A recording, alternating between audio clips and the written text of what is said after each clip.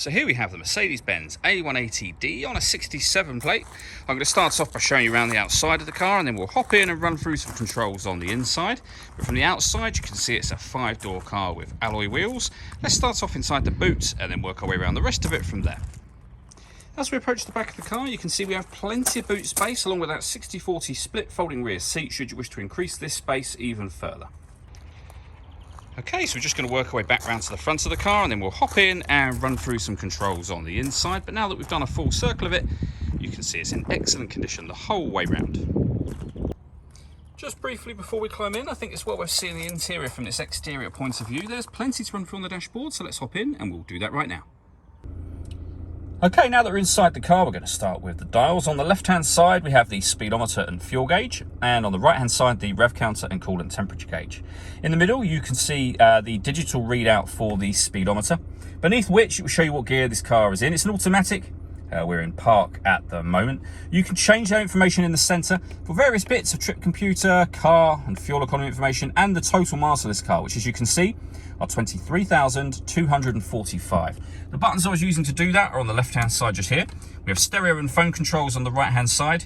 You can't use the phone controls until such time as you pair the phone to the car, which is done either by pressing the telephone button here or using this dial to control everything that's going on up on the screen. We're on the radio menu at the moment, but you can go back to your phone menu just here. Media, so you can listen to your own music. Radio, which is where we started off just a moment ago. If I pop the vehicle into reverse, you'll also see that this car's got a full colour reversing camera with guidelines that show you what direction the car is headed in relation to the image being shown on the screen. So very easy to park as well. Working our way down, we have the main stereo, the buttons I was talking about just now. You can answer and end phone calls from down here, as well as on the steering wheel. We've got our CD player, the main volume for the stereo as well. Beneath which, we've got a few buttons. So we can change the driving setup of the car. We can turn the hazard lights on and off, of course. This button turns on and off the stop and start. This car is designed to cut out when it's stationary in traffic to save you fuel. So you can turn that system on and off from here. Beneath that, we have the dual zone climate control. So you can control the passenger temperature and the driver temperature.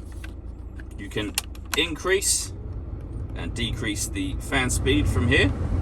At the moment the car is now in max mode, so you can decrease it to whatever you want there, or just hit that button for the maximum air conditioning.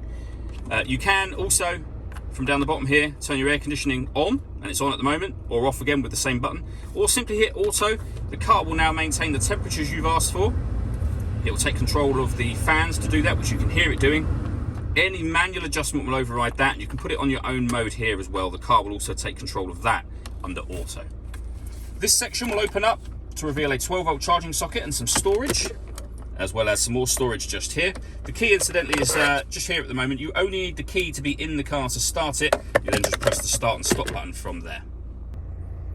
And the start and stop button is accessed just where you'd normally put the key in, down to the right-hand side of the steering wheel.